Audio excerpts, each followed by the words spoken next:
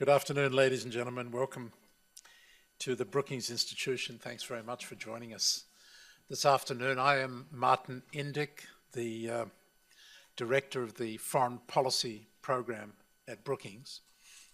And we're delighted this afternoon to host this event with Federica Mogherini, together with the German Marshall Fund, a great institution from around the corner, and it's an honor for us to be doing this event together with them.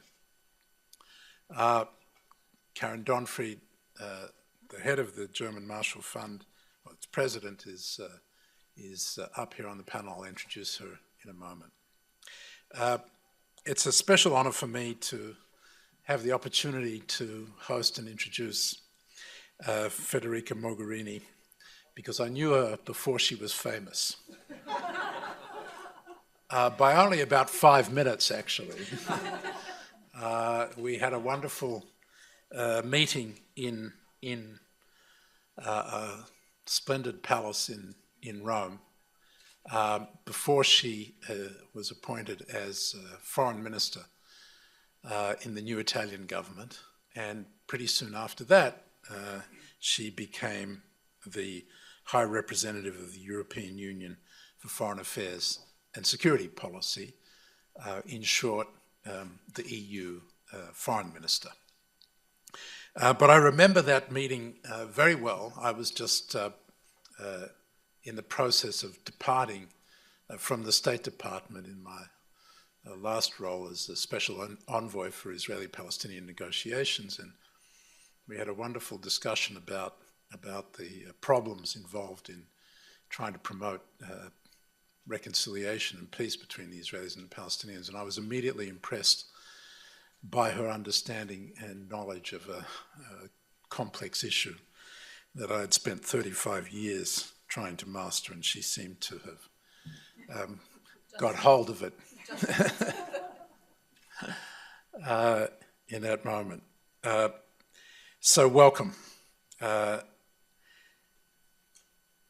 Ms. Mogherini was, as I said previously, Italy's Minister for Foreign Affairs. Before that, a member of the Italian Parliament from 2008 to 2014.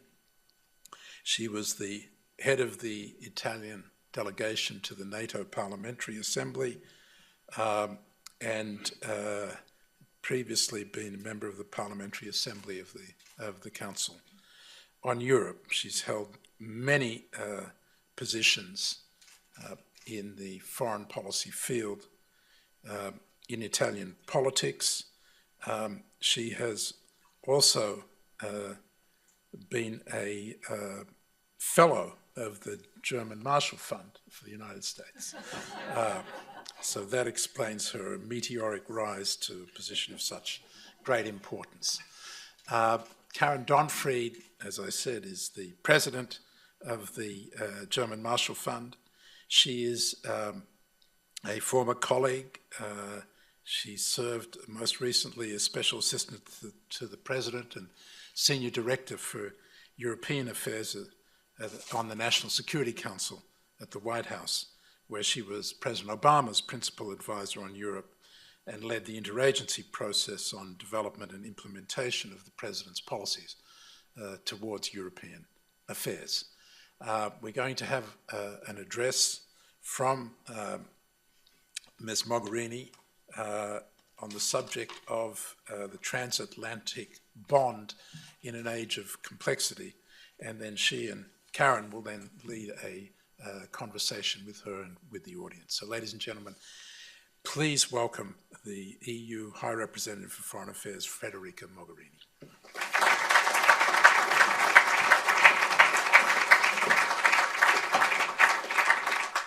Thank you very much for the memories, for the warm welcome, and also for the joint invitation. It's a pleasure to be back here in Brookings. Actually, I was I think in another room next door less than a year ago. And it's a pleasure to meet again friends, not only of Brookings, but also of JMF. I have to say, to admit that my experience as fellow in 2007 was one of the best and most important experiences of my life, and I would say that shows that the fellowship works, to some extent at least. But coming here, I realized that the first time I traveled to America, I was 28, and that was just after 9/11. And all Europeans felt a very strong sense of solidarity at that time. We were all Americans in our hearts and with our minds.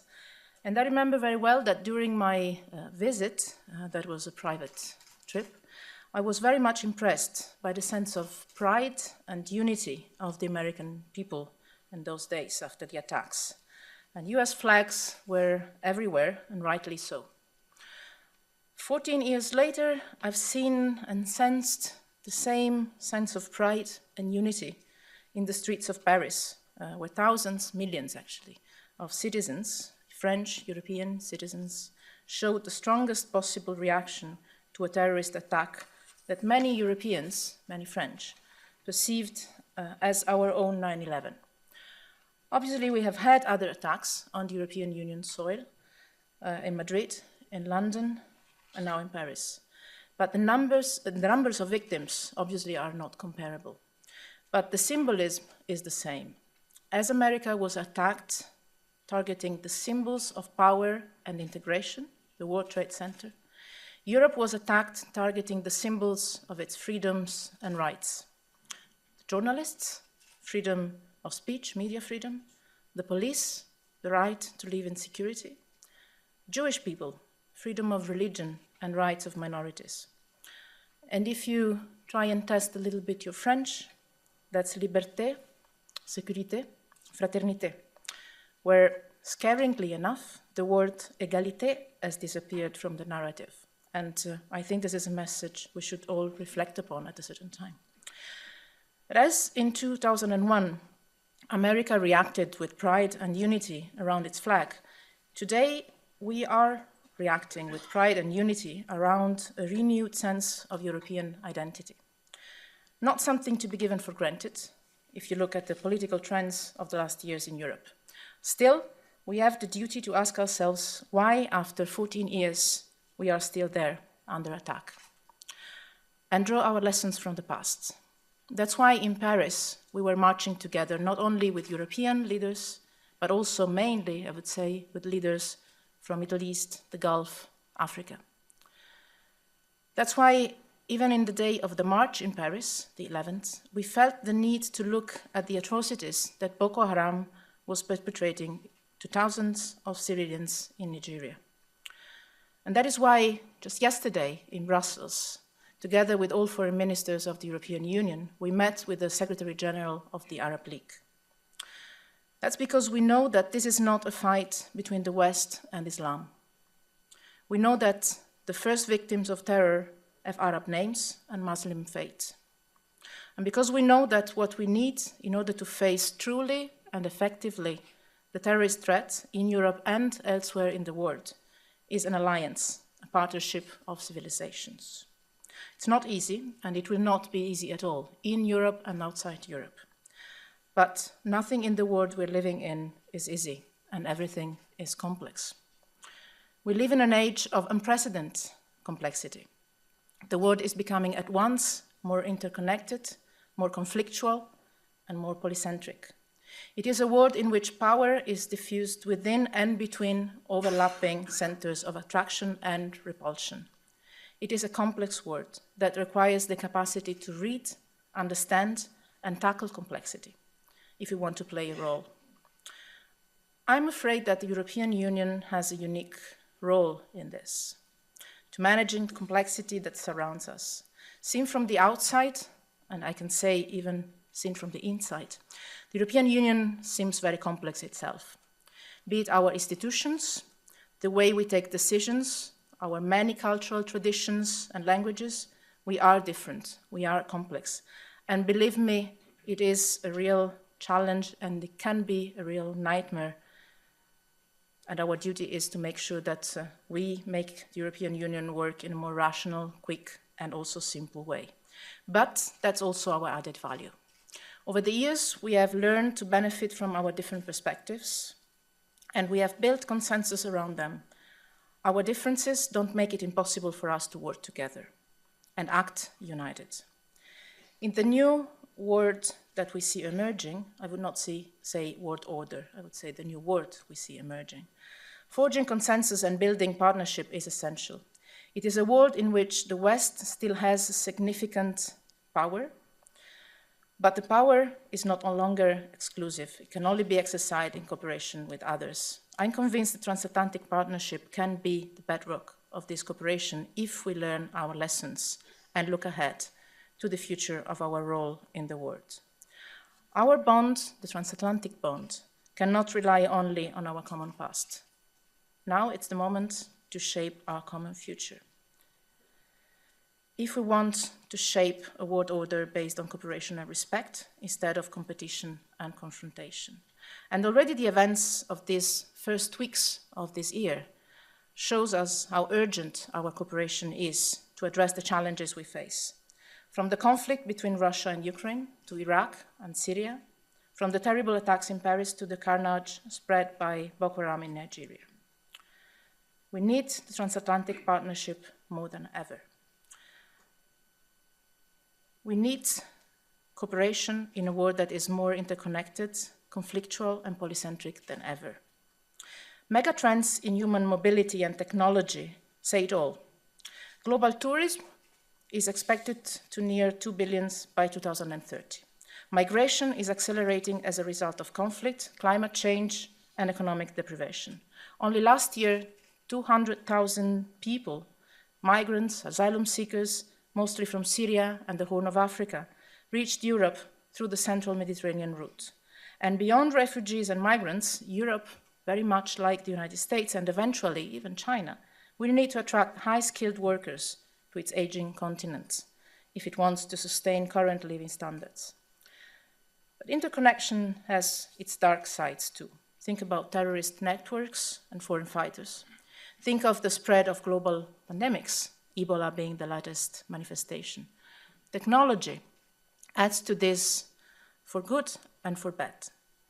Nowhere is this clearer than in the field of communications, where social media provided an indispensable vehicle for the mass mobilizations of the Arab Spring, and they would still refer it to Arab Springs. Seasons sometimes in history take a longer time. And for the recruitment and outreach of a plethora of terrorist groups. Likewise, our world is becoming more conflictual, and we see it every day. Depleting natural resources coupled with a growing population with large number of young people in most economically deprived areas and an emerging global middle class sets the scene for greater competition in the world. Food security and water remain a critical challenge in large parts of Africa and in the Middle East, with the food price hike in 2011 being recognized as one of the triggers for the upheavals across the region. Technology, coupled with climate change, is creating new opportunities in the Arctic, which, if not managed well, risk triggering conflict. Energy security is another element of potential conflict.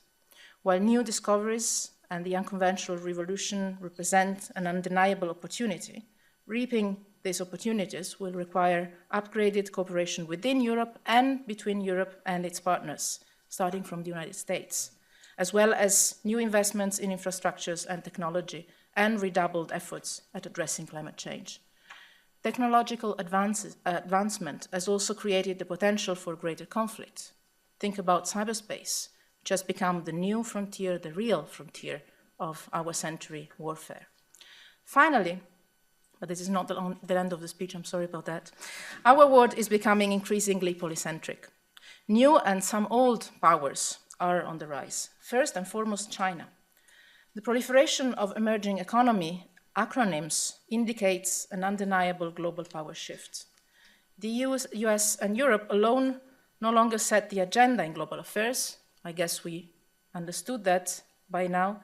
And yet, I would not argue that power is shifting from the West to the rest. I think this is simplistic. It is inaccurate. It is inaccurate because there are no alternative alliances on the horizon, notwithstanding all the talks about that. And it is inaccurate because the West is not in decline. as it is evident here on this side of the Atlantic, looking at the US impressive economic performance in the last years, and also by the resilience of the European project that has been going through difficult times, but still is the most successful regional integration experience. And it is inaccurate because power is diffusing beyond state structures, lying in the multiple interactions between governments, regional and international organizations, companies, civil societies, simple citizens. The new world order we might see emerging cannot be a zero-sum game where increased influence for some necessarily means decreased influence for others. It is a world where influence is and can be, should be shared. This and the fact that the challenges we face are joint challenges, sometimes global challenges, makes cooperation even more crucial. And this brings me to our transatlantic relationship. It is a relationship that some may believe has passed its age. Be this because of diverging demographics with an increasing Hispanic America and an African Middle Eastern Europe, be it because of partly diverging security concerns with Europe focused on our neighborhood and the US on the Asia-Pacific. Yet, the global challenges and opportunities we face are so complex, so difficult, that only a renewed transatlantic partnership can face up to them. We have a long history that makes it natural for us, for my generation in particular, but also for the previous ones, to be friends, to be partners. We share values, and that is the basis of our common cultural identity. That is strong, and no one can take that away from us. That's in our DNA. Now, the two pillars of a renewed transatlantic bond that I see are security and economy. Supply and demand side forces are driving enhanced transatlantic security cooperation, and we are slowly but surely expanding EU-US cooperation on security and defense. On the supply side, the US has made it clear that it expects its European partners to shoulder more of the security responsibility in our own neighborhood, and no longer feels ill at ease with the development of European defense capabilities. On the contrary, I have the feeling. At the same time, the European Union is developing into a security provider with our 30 missions and operations conducted to date, focused mainly on institutional reforms and capacity building. On the demand side, while NATO remains primarily responsible for hard security, the European Union is taking on the lead in helping its members, neighbors, and partners embed systems and practices of good governance that will reduce corruption and influence peddling, and thereby their vulnerability to external destabilization. That requires time, but I think it's a good investment. Hybrid nonlinear risks have put a premium on enhanced EU-NATO cooperation. Let me say that I was particularly proud and happy that in the very first days of my mandate, I was meeting with the NATO Secretary General. We're starting the mandate together, and we're starting a very strong and close cooperation. We have common challenges also there, and even if the 28 members are not overlapping completely, they are overlapping quite significantly. Beyond security, TTIP is the next frontier of our transatlantic relation. See it as a win-win project aimed at creating more business opportunities, reducing costs for our small and medium enterprises, eliminating administrative burden, and in so doing, stimulating growth and creating jobs. But TTIP is not just this. It's much more than a free trade area. It's going to create the largest free trade area in the world. And by doing so, I think it will inject momentum into the development of global rules in areas in which multilateral negotiations have stalled. It can become a benchmark for the future trade agenda in the WTO. Let me be clear. The European Union is committed to an ambitious, comprehensive, mutually beneficial TTIP, to the benefit of business and citizens on both sides of the Atlantic. And I think we have to use the opportunity ahead of us. I know I've been already far too long, and I guess that's typical European, and for sure it's typical Italian. I apologize for that. So let me conclude by reviewing briefly what the priority areas for transatlantic cooperation are in our view. Cooperation begins along the arc of instability surrounding the European Union. If you see at the world map, the highest difficult places around the world are all around the European Union. Maybe we should ask ourselves some questions.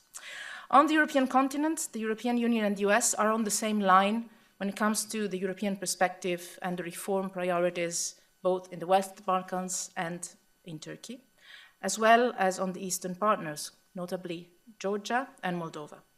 Of course, Ukraine is where cooperation is more urgent and intense, as we struggle to see the full implementation of the Minsk agreements. And we together pressure Russia through our sanctions policy. Towards Russia, we share a twin-track approach based on sanctions in view of Moscow's illegal annexation of Crimea, and also in view of its role on the conflict in the east of Ukraine, while keeping the door open for dialogue, both on the solution of the conflict in Ukraine and on the common global challenges we face.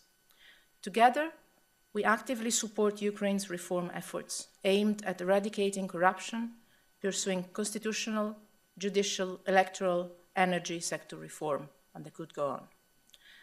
In the Mediterranean, multiple and interconnected crises from Libya to the Sahel, to Syria and Iraq, passing through Israel, Palestine, and Iran, all call for more transatlantic cooperation.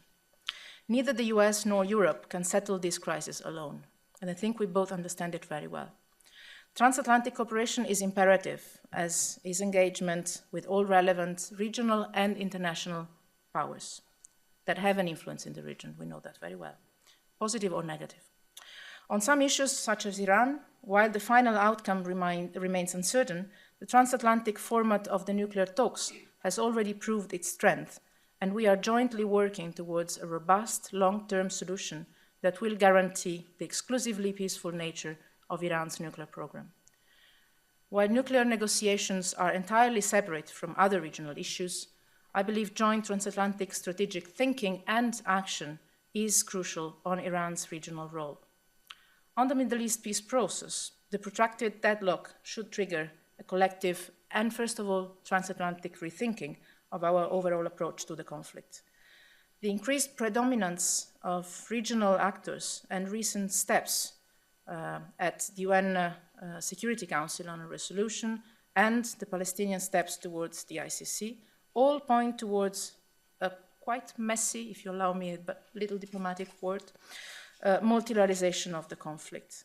And I think we cannot afford to leave the process, or rather the lack of process, with no framework, with no international framework.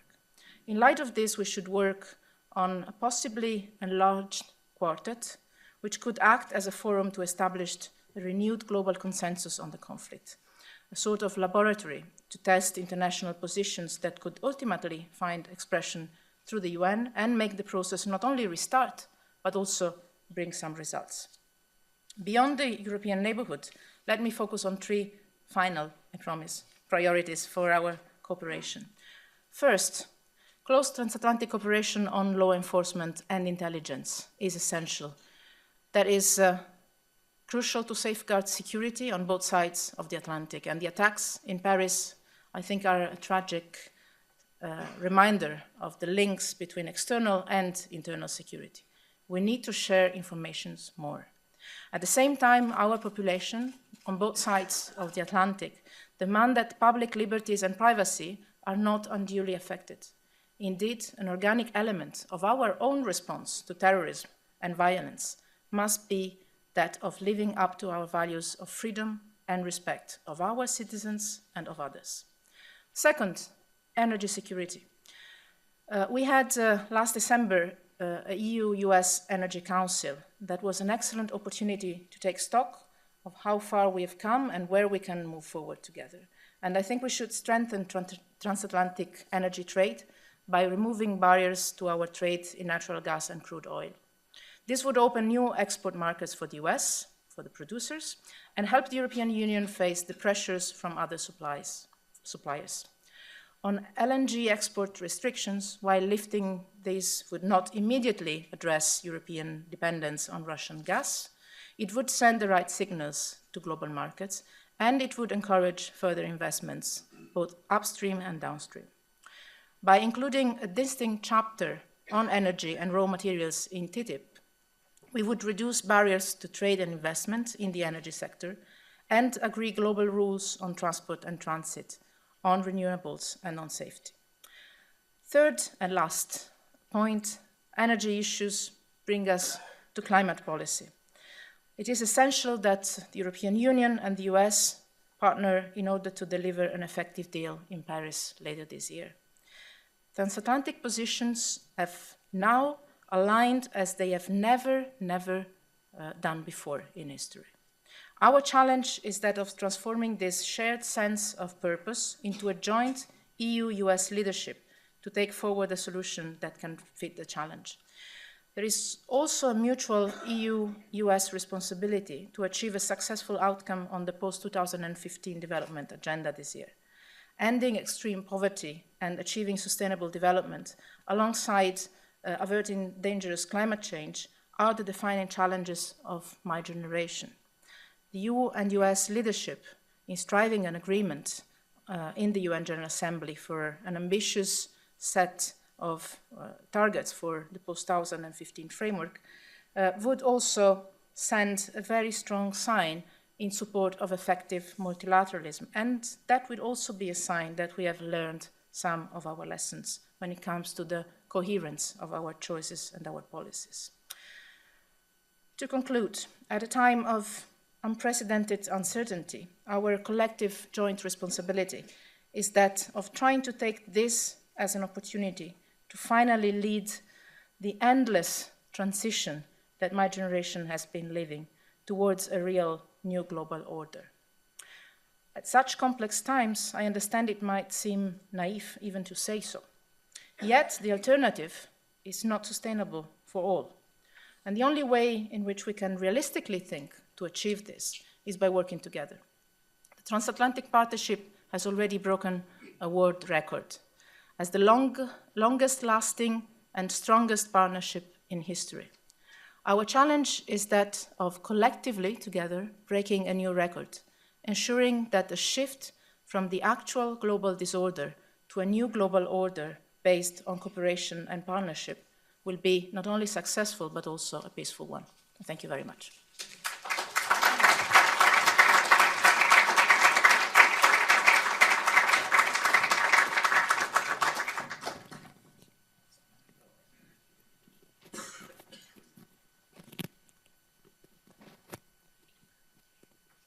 Thank you. I'll go ahead and get started while the lapel pin is being put on.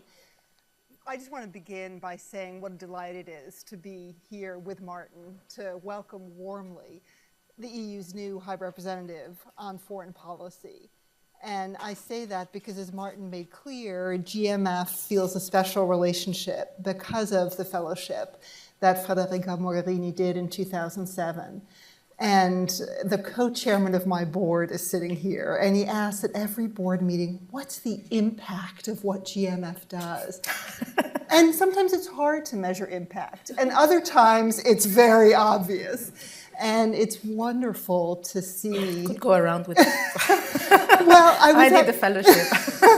And I was actually saying to one of your colleagues that if you pull up your CV, you have a line, Fellow of the German Marshall Fund. So it's something you are very proud of. And you've been a wonderful supporter of GMF ever since. So I thank you for that. But also your words and your commitment to the Transatlantic Partnership are not only true in the words you just spoke, but also in the fact that you're here in Washington.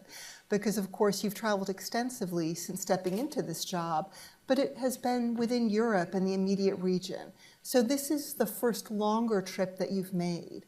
And I think it shows also your commitment and the commitment of the EU to the Transatlantic Partnership, which certainly we at GMF agree is so important in, as you said, the increasingly complex world that we live in.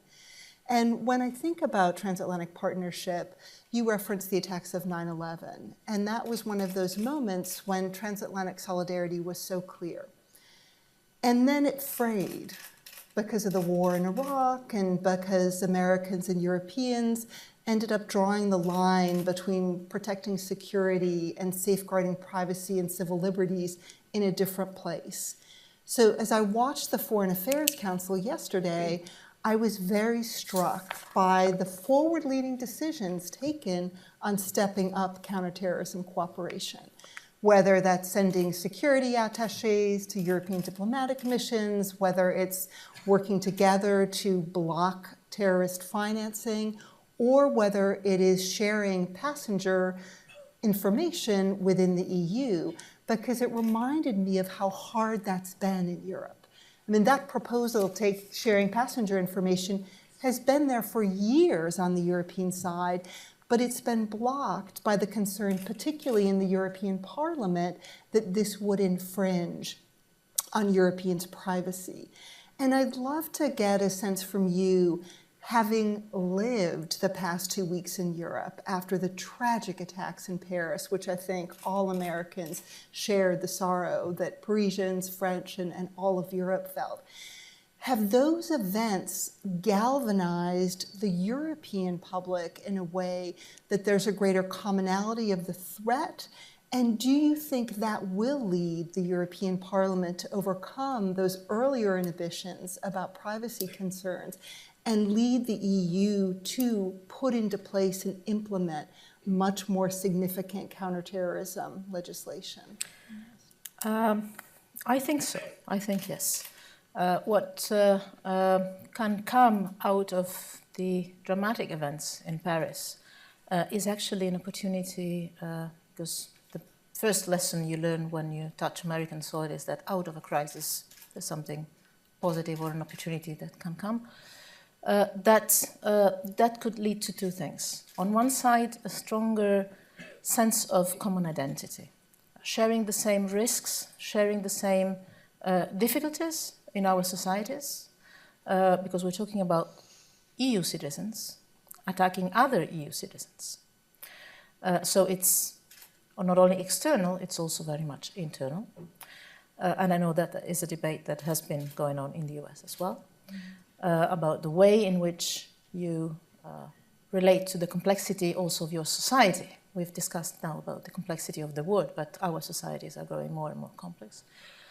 So a sense of being together and having to share together not only the fears, not only the concerns, but also the possible solutions to the problems. And not only on the passenger informations, I hope and I think that the European Parliament will take these decisions in the coming weeks. I was in Strasbourg last week, spending a lot of time in the European Parliament, and I felt a different sense of urgency on that, but also on the need to share more, share informations, intelligence. We know that is crucial for national states, member states that have their own networks. But still, as we are living in a common space, we should be also responsible together for the security in our common space and for sharing more the responsibility and the actions to guarantee security inside the European Union. This is obviously a debate that is partially done at the foreign ministers level, so we discussed about that yesterday, because obviously foreign ministers are also members of cabinet of their respective governments. And so as political figures and as members of governments have also a say in the measures that have to be taken also on the security field. But then there are specific issues that we need to debate, being it at cultural level, being it at foreign policy, purely foreign policy. And here you mentioned a couple of issues that we have raised yesterday, but I would underline that the first thing that from not only symbolic point of view, but also political point of view, because symbols in politics are quite part of the policy, is the fact that yesterday we met with the Secretary General of the Arab League to say that we need to work more together. This has an influence on the practical level of security, share informations, share projects on how we, for instance, work on foreign fighters, or how we work on prevention of radicalization of young people or non-young people, traveling or non-traveling.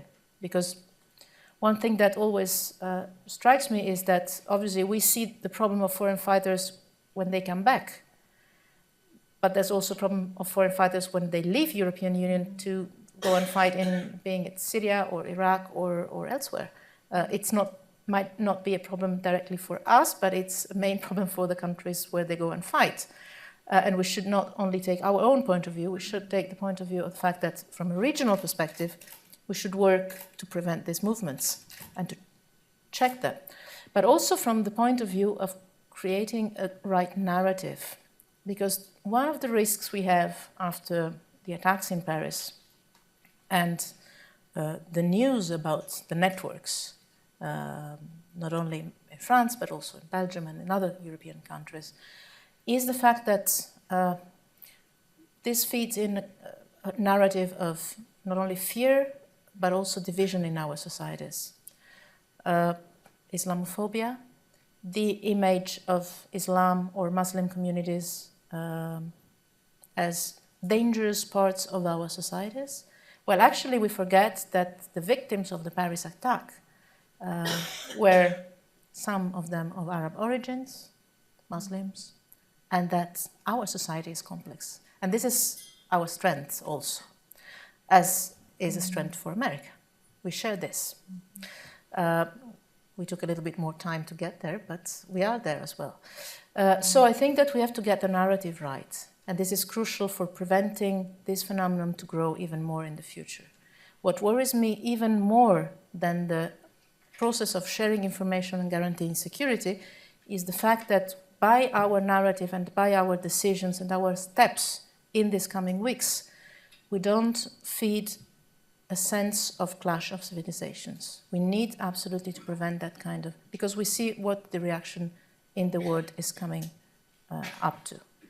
And I think we have a responsibility to try and prevent moves that in other 14 years' time could give us again a situation like this.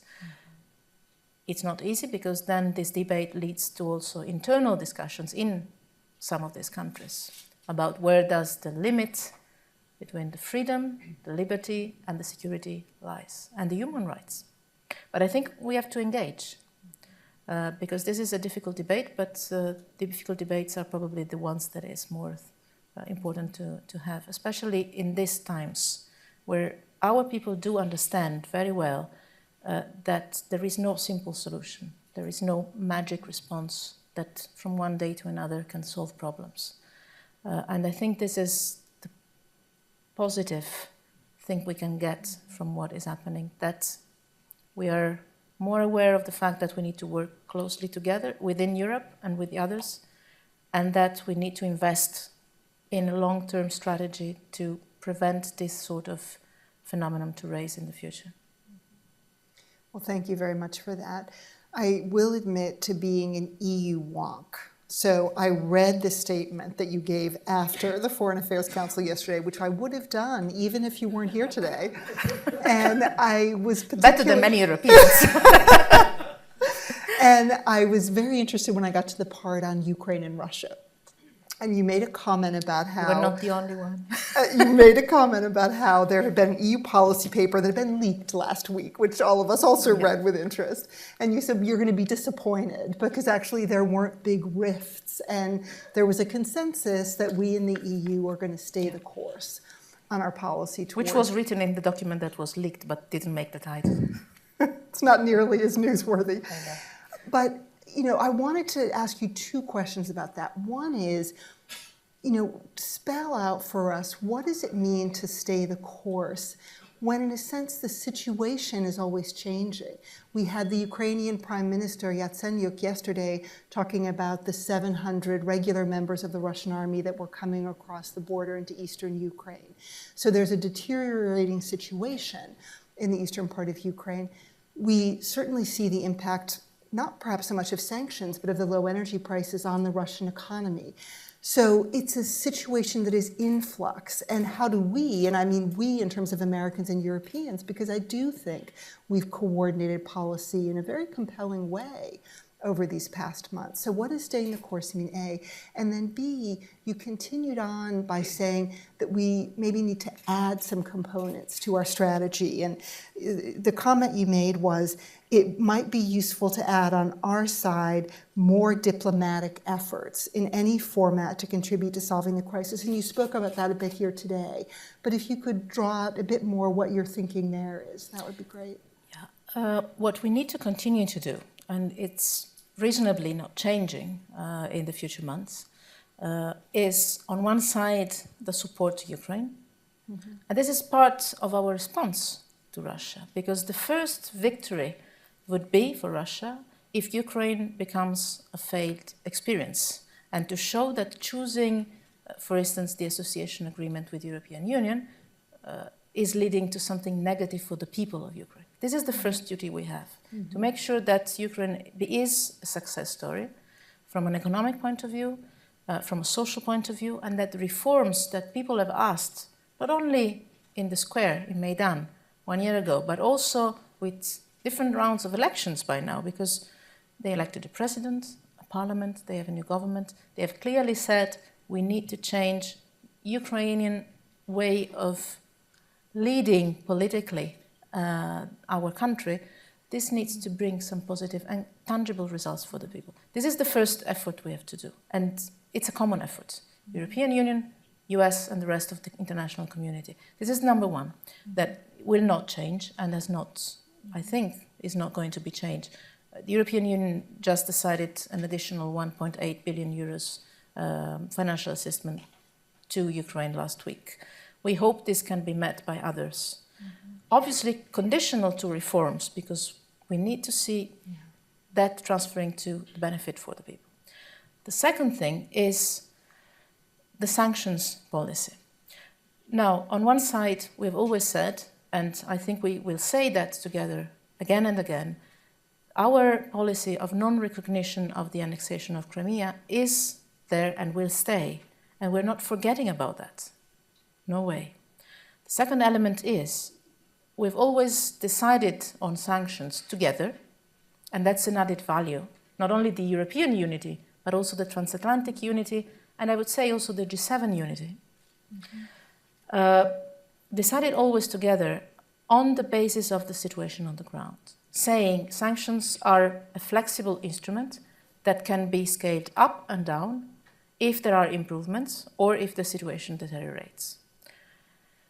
Now, after September, beginning of September, when the Minsk agreement was signed, we even have a framework over which we can check the progresses or not. And I have to say that out of those points, the only one on which substantial progress has been made, is the exchange of hostages.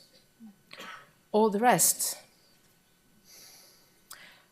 Now, what is our role? I think to keep the fact that our judgment on sanctions, our decision on sanctions, when we will come on the European side to renew the decision when they expire after 1 year, the different sets of sanctions expire from our legal point of view. We have more complex rules also on that. We will have a different sets of decisions to take. One is coming up in March and then following the others.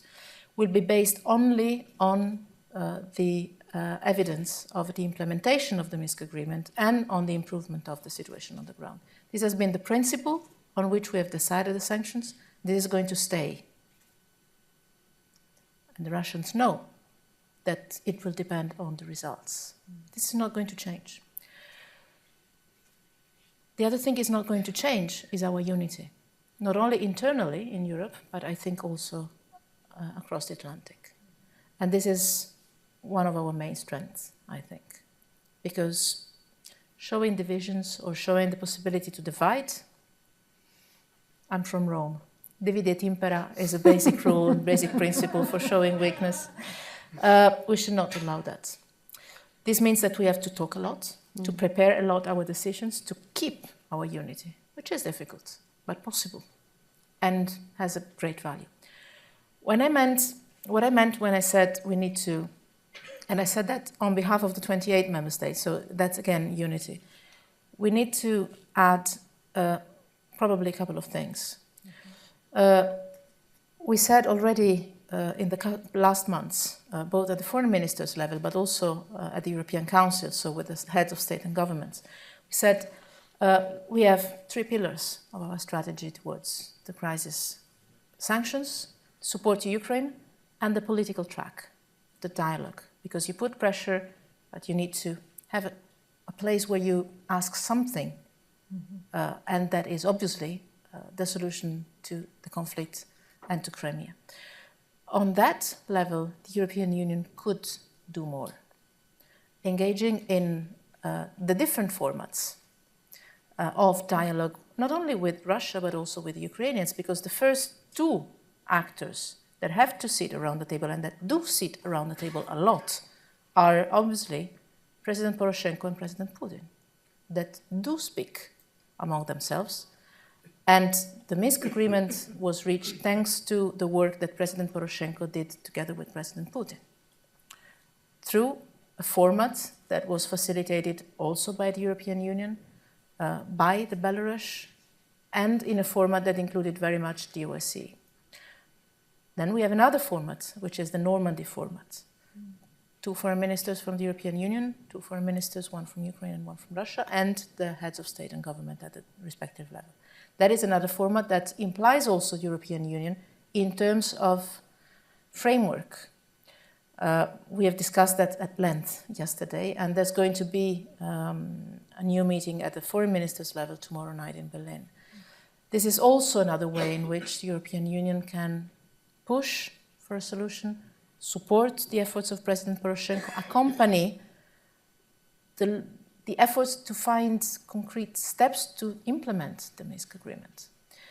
And then the other thing that we could work on more, and I know that there is a reflection also here in Washington in these days, is our dialogue with Russia on a set of regional or global issues on which cooperation, or at least dialogue, is needed on the other set of crises that we have, being it Middle East, being it the Iranian talks, being it all those things that go through the UN Security Council, where Russia sits, being it big global issues like counterterrorism or climate change. And on that level, the communication has never stopped, being it the communication from Washington to Moscow and also on the European Union side. Now, to have more coherence in that kind of exercise might be an element that could contribute to some sort of diplomatic steps forward. At the moment, I have to say, it's not decisions taken. It's a reflection that is starting at the European Union level, as I know it has started here in Washington on this.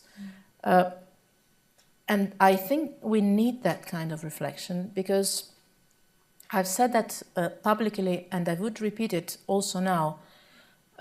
Sometimes I'm accused of being naive, but I think I might be. I don't have any kind of expectations about good will or a positive behavior, but I think it's, or it can be equally naive to think that Russia would just disappear from the scene. Russia is going to be our neighbor because you cannot change geography. And it's going to be and stay Ukrainian neighbor, Georgia's neighbor, and some of the European member states' neighbor. So the question of how do we deal with that neighbor today, while we have a conflict going on, and in 2 years' time, and in 5 years' time, and in 10 years' time, and how does that relationship impact on the global relationships that Russia has or does not have with other world powers or emerging powers? We have to look at that without being afraid of that, because not naming the problem does not solve the problem. We do have a problem and we have to face it. I appreciate very much that thoughtful answer. And now I want to try to bring as many people in the room in as possible. And what I want to do is let's take 3 questions at a time, just so the High Representative can hear from as many of you as possible. I saw you first, yeah, and then you, and then I'll come over here.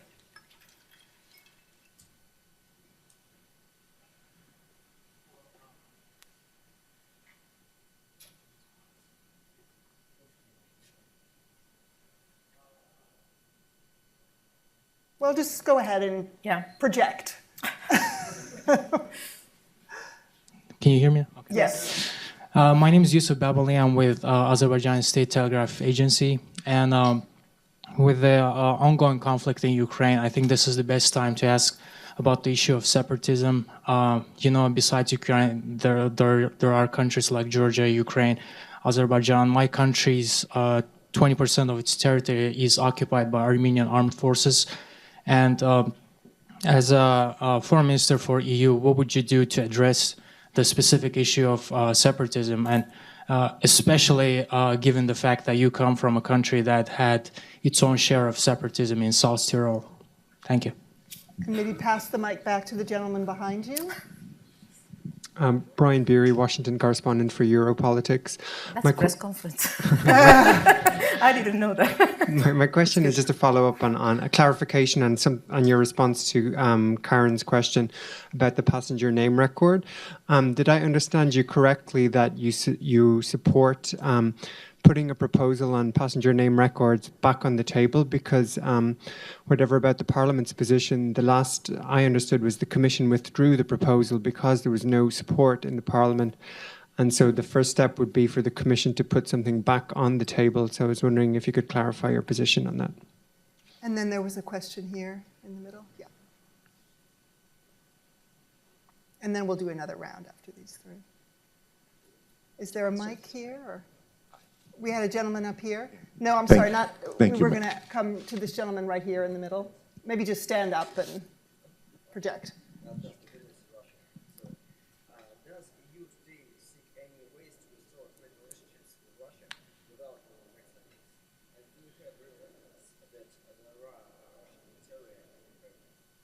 And for those who couldn't hear, that was about restoring trade relations with Russia. We discussed also the issue of trade relations with Russia. That is part of the reflection, but let me say that this is not only part of the reflection of the European Union, but also of the Eastern partners.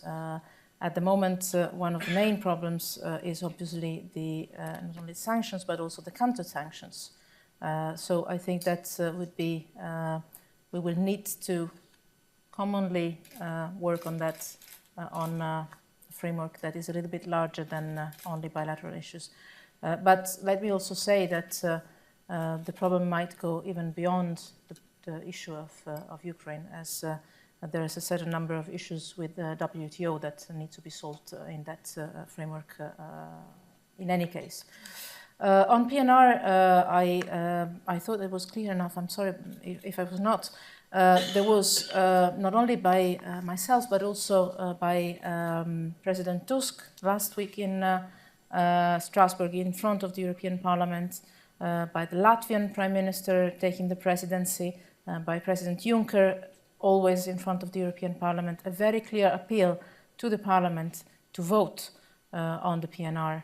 The directive is there, and I think, as far as I understand and I hear from different political groups, that the opposition to that is getting, let's say, is diminishing.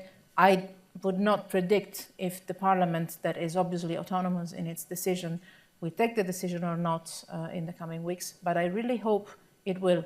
Obviously, we also have to be clear on the fact that this is not going to solve immediately and automatically all the problems, but I think that it is very much needed. And actually, this is not even something that came out only from the Commission side or from the Council side after the attacks in Paris, because in December, foreign affairs ministers, in the conclusions of our work, mentioned the need to make an appeal to the European Parliament to proceed on that.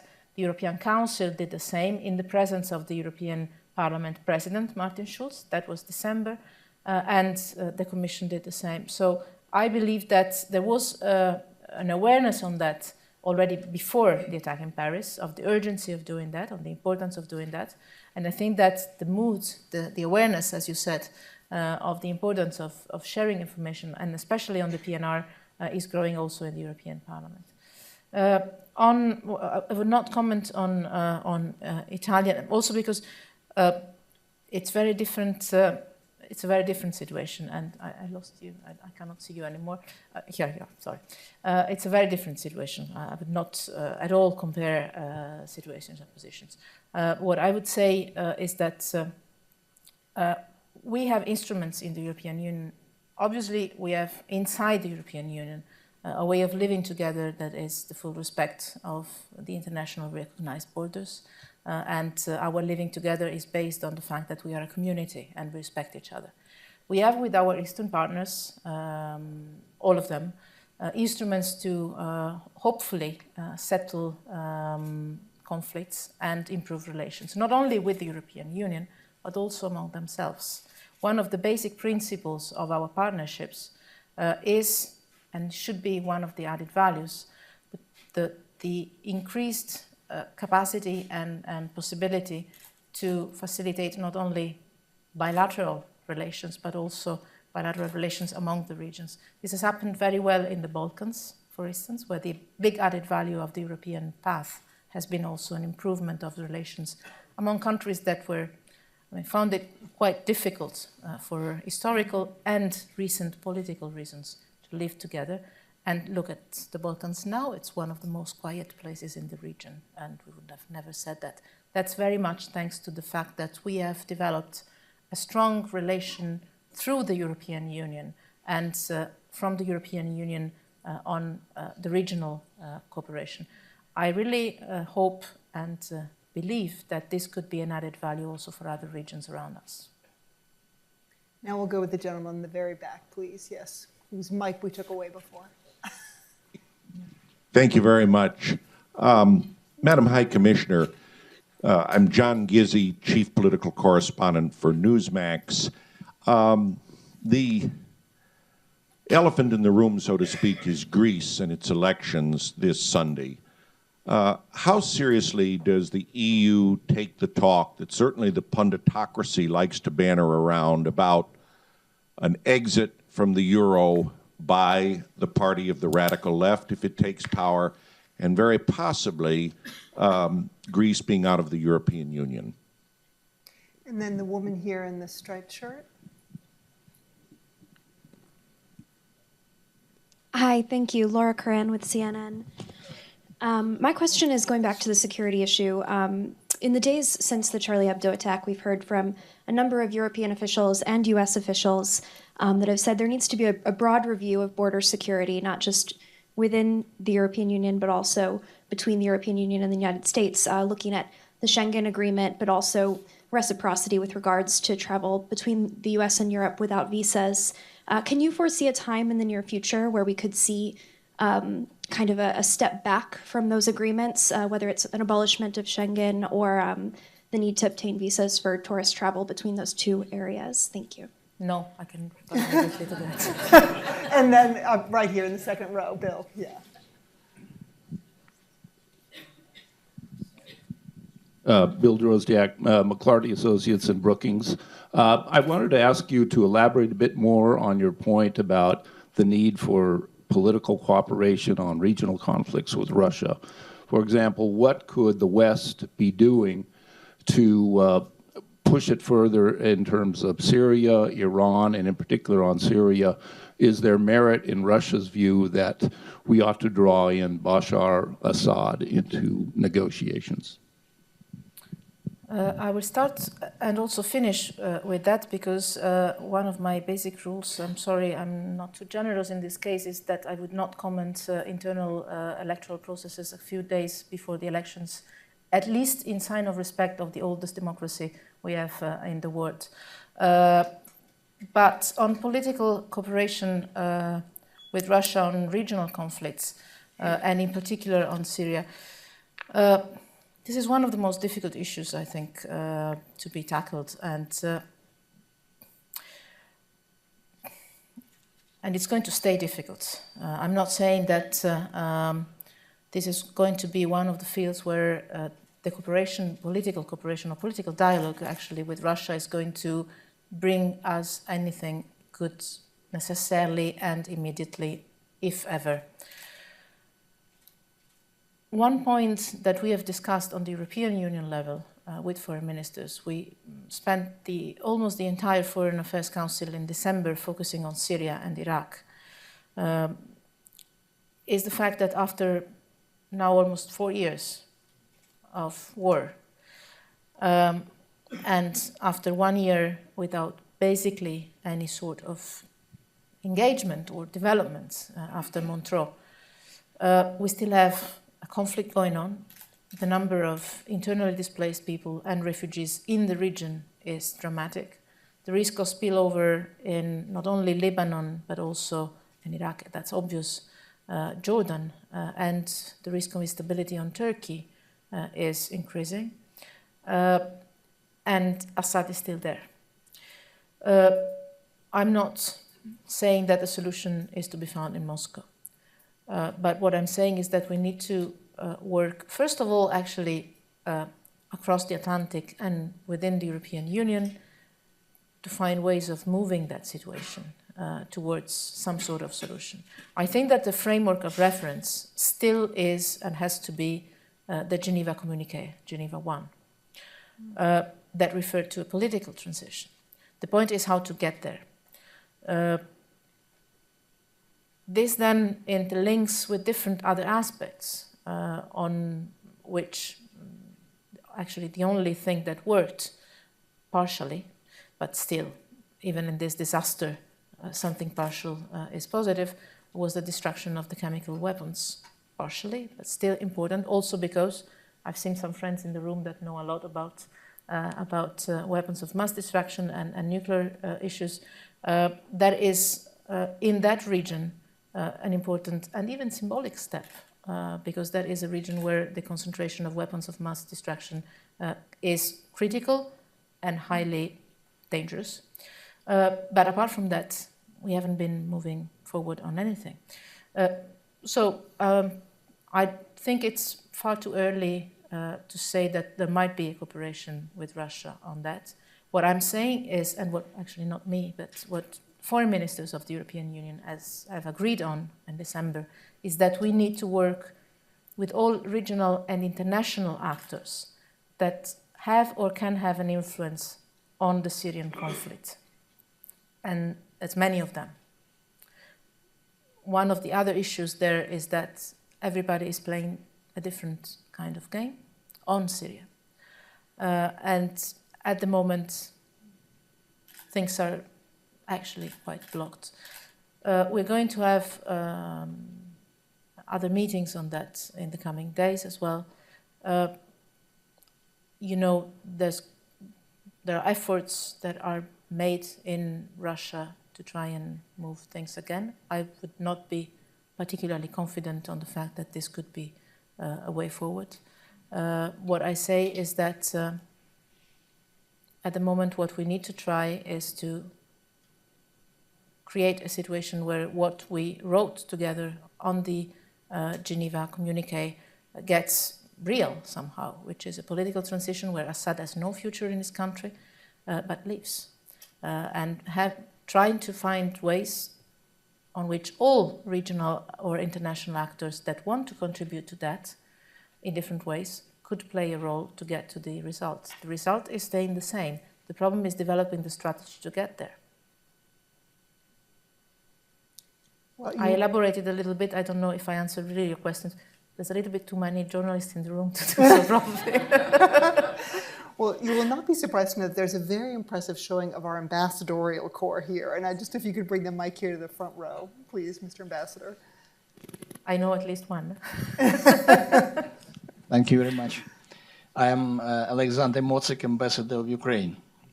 First of all, we highly appreciate strong support of European Union and solidarity of European Union with the people of Ukraine, and your personal strong support of Ukraine. Thank you very much.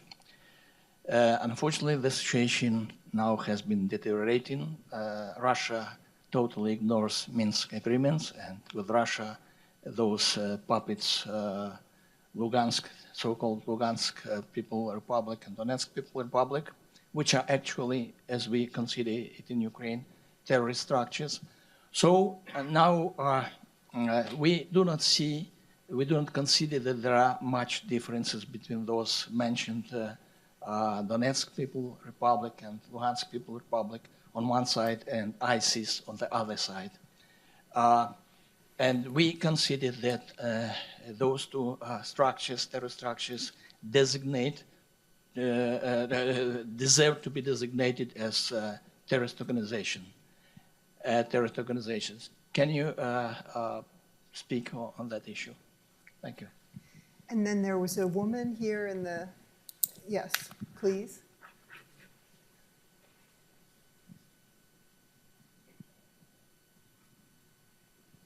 Hi, my name is Barbara Dello. Do efforts towards improved global social, economic, and human rights goals sometimes disregard the cultural traditions and long-standing values of the nations of our diverse world, and does this ever contribute towards global instability and its resulting heartbreak? And I have a lot of you on my list, but I must give the last question to my co-host, Martin Indyk, who has been trying to get in. You can come up here. Thank you. Since you've only had difficult questions to answer, I thought I'd just add one more. You've recently been to Israel and the Palestinian territories. I couldn't help but notice you came up with what appeared to be a functional adjustment. You suggested in your remarks that the quartet should be expanded.